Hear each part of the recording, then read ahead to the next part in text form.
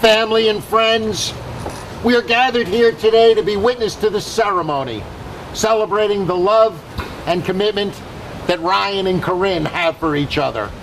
Our presence here with them today says that they together are loved by their family and friends. Marriage is an act of faith and a personal commitment, as well as a moral and physical union between the parties. It has been described as the best and most important relationship that can exist between two human beings. Marriage should be a lifelong consecration to the ideal of loving kindness, backed with the will to make it last. We have come to celebrate with them as they stand before us this day, where now Ryan and Corinne, in essence, say, welcome to our wedding. When a man and woman marry, they form a new family unit. A man and a woman leave their respective homes, but they do not leave their relationships with their parents and families. These relationships take on a new dimension. It is important for the bride and groom to feel the support of their parents. And so we ask, who gives their support for this woman to be married to this man? I do.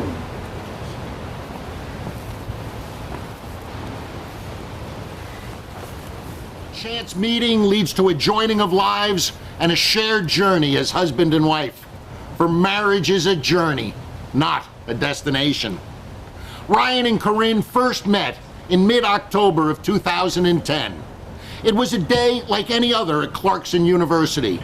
Corinne had arrived to her C++ programming class about 10... This is going to mean more to some of you than me. About 10 minutes early, as was normal for her. She sat down and started preparing her laptop for class. Moments later, two guys sat down in the two seats next to her. The one closest to her said something witty, and Corinne retorted right back with something equally witty. There was an instant connection. That guy was Ryan. Ryan and Corinne became fast friends. They had a lot in common, including a love of cars and racing video games, and they even grew up in the same area. In fact, Ryan went to school with Corinne's cousin. They would get together to work on their homework for that class. Little did Corinne know, Ryan had already taken and aced a C++ class at his community college. But his credits didn't transfer into Clarkson, so he had to take it all over again. It gets better. Ryan would deliberately make mistakes in his code in order to spend more time with Corinne. The next year, they had a lab course together and decided to be partners for it since they worked so well together. The course required write-ups that would take hours to complete, but the lab was only open until midnight. Since Corinne lived in a sorority house with 14 other girls at the time, they would go back to Ryan's apartment, which he shared with only one roommate, to finish the write-ups. Since neither of them had classes the day the lab was due, they would stay up until 2 to 3 a.m. finishing the lab, and then would normally hang out watching TV and movies until they fell asleep. One thing led to another, and soon they were hanging out on Friday and Saturday nights too, when they didn't have lab reports due. They liked each other, and everyone in the electrical engineering department soon caught on. But Ryan didn't want a girlfriend since he was graduating that year. Yeah, you see how well that worked out. Corinne and Ryan remained close until the end of the year, when Ryan graduated and headed off to Burlington, Vermont to work for IBM, and Corinne headed off to San Diego to work for Qualcomm as an intern. In July, Ryan texted Corinne out of the blue about a cool thing he was working on that he wanted to share with her. They started chatting back and forth about how their summers were going, and then decided to Skype when they could find a convenient time given the time difference. They chatted for a while, updating each other on the cool things they were working on, how each of them liked the new areas they lived in, and things they had been doing outside of work. And then Ryan told Corinne, "I knew I would miss you as a friend, but I didn't expect to miss you as more than a friend. I didn't realize how much you mean to me until you weren't here anymore." Corinne told Ryan that she felt the same way, and that even though she had met a few guys in San Diego and had gone on a few dates, none of them compared to Ryan. Corinne promised to come visit Ryan before she went back to Clarkson for her senior year after that, and they kept in touch for the rest of the summer. Corinne flew back to New York at the end of her internship in mid-August of 2012 and spent a few days with her family. She then drove to Burlington to visit Ryan as she had promised and spent a few days with him. They had a great time hanging out, but Ryan still didn't ask Corinne to be exclusive. Corinne went back to Clarkson a little disappointed, wondering if this would end up going anywhere. It's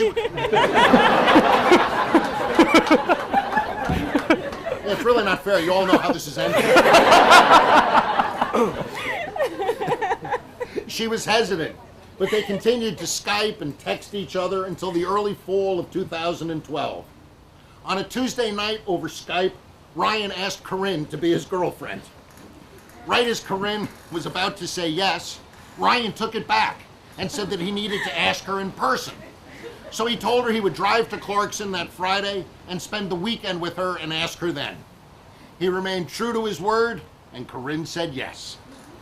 Ryan and Corinne continued dating that year, and each would go to visit the other when they could. But Corinne had accepted a full-time job offer from Qualcomm at the end of her internship and knew that she would be moving to San Diego come July the next year. It was a stressful year for both of them, trying to figure out what would happen the next summer. But Qualcomm had made Corinne an offer she couldn't refuse, and Ryan told her that he would never forgive himself if she didn't take the offer because of him. So they planned to be long distance come July of 2013. Rumors of layoffs started circulating at IBM in early 2013. Ryan was still employed by Corinne's graduation in May 2013 and came to it with her family. He even missed part of it to run out to buy her flowers from both himself and her parents, since they had forgotten as well.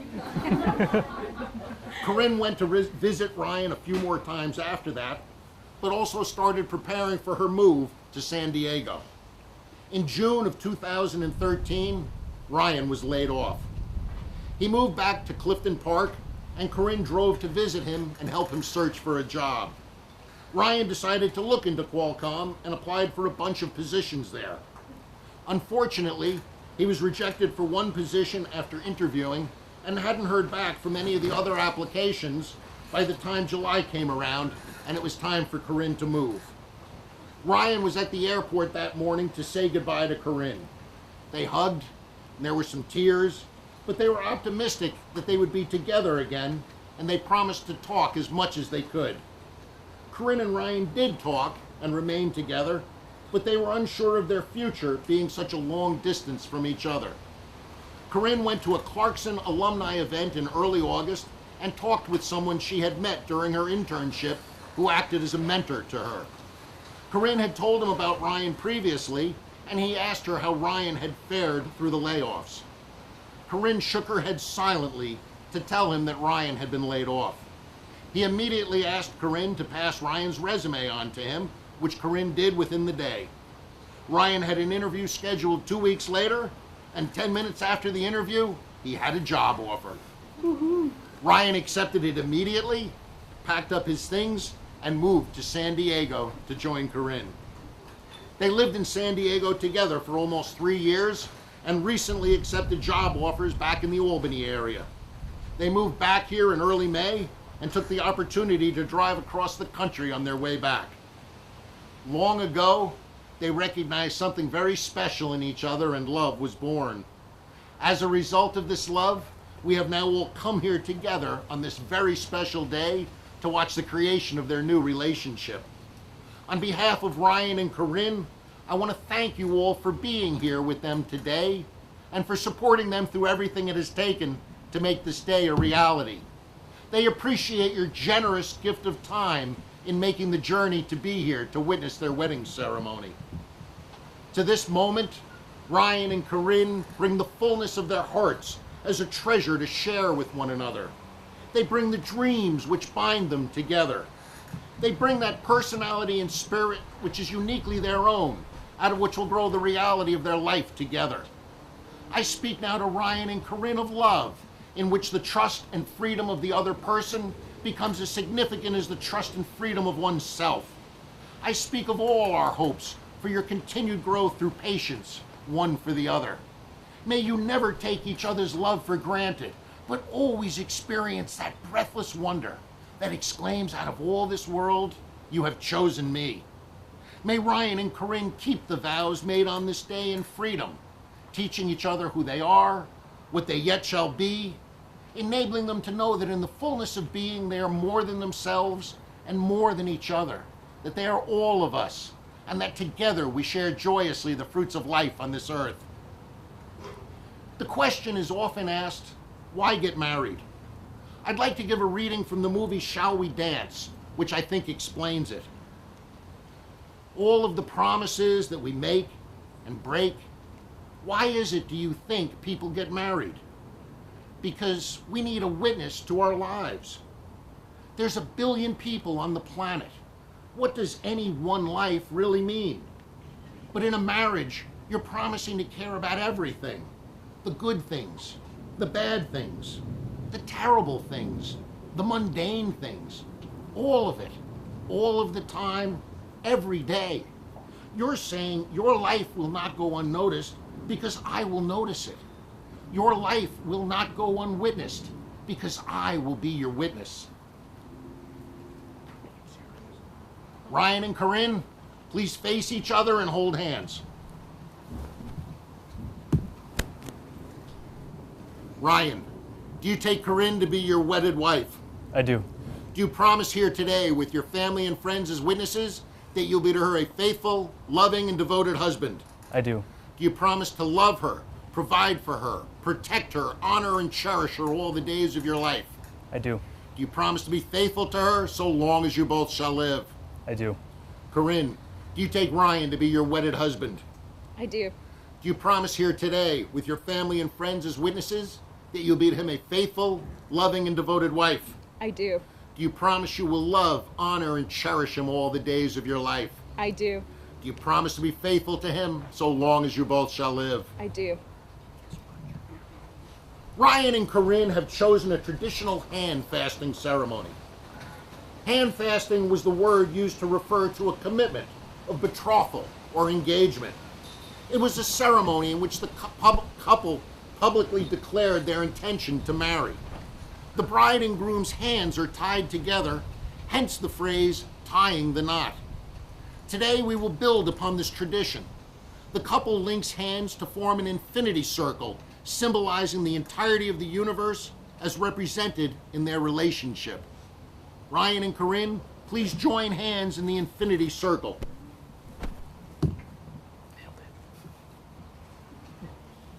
Good job.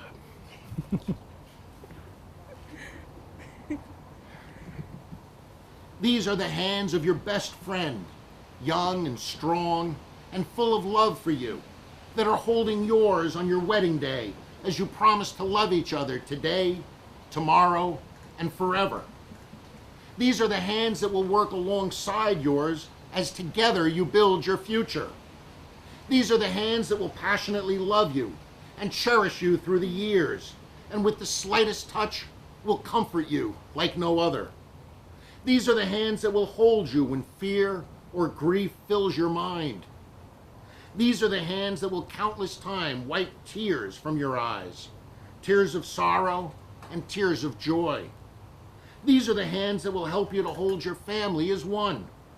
These are the hands that will give you strength when you need it. And lastly, these are the hands that even when wrinkled and aged will still be reaching for yours, still giving you the same unspoken tenderness with just a touch. Back in earlier days, the hands would be bound with whatever was available, vines, colorful cords, or scarf. Today, we will use this cord to symbolize the binding or promises. Ryan, will you be Corinne's faithful and loving partner for life? Yes. Corinne, will you be Ryan's faithful and loving partner for life? Yes. Will you both be each other's constant friend and one true love? Yes. Corinne, will you stand together with Ryan in your times of joy and sorrow? Yes. Ryan, will you stand together with Corinne in your times of joy and sorrow? Yes. Ryan and Corinne, will you share the burdens of each so that your spirits may grow in this marriage? Yes. Ryan and Corinne, will you honor each other, be open and honest with each other for as long as you both shall live? Yes. Will you dream together to create new realities and hopes for this marriage? Yes. And so the binding is made.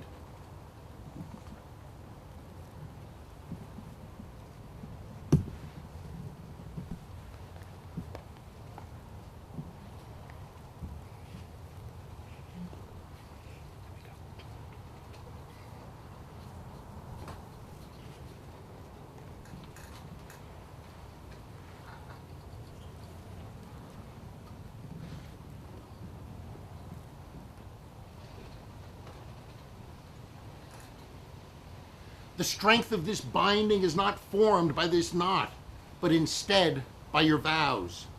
Either of you may pull away and drop the cord, because each of you hold in your own hands the making or breaking of this union. It only takes one person to break a marriage, but it takes two people to make a marriage. As this knot is tied, so now are your lives also bound.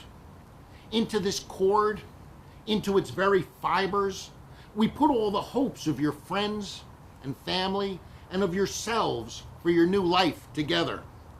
With the fashioning of this knot, we have symbolically tied all the desires, dreams, love, and happiness being wished for you by everybody here today.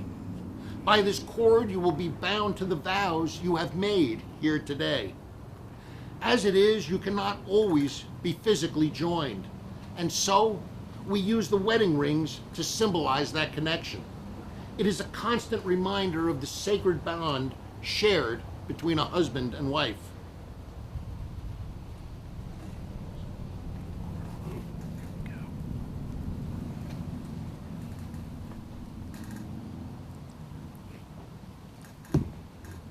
It is a custom to exchange rings as a symbol of love.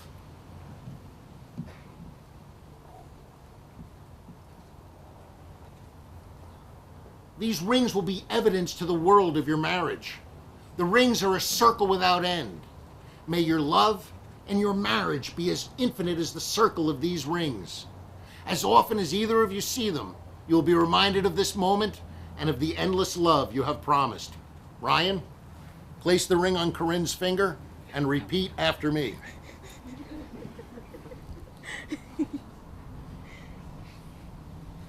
I, Ryan, choose to spend my life with you, Corinne, from this day forward.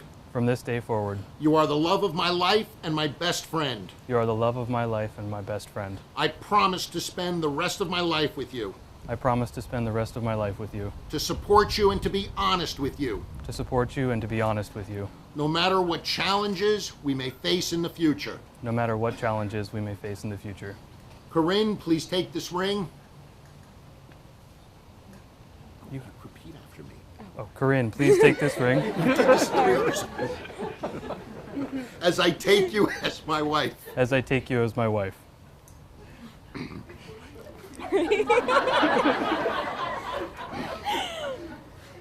Corinne, place the ring on Ryan's finger and repeat after me.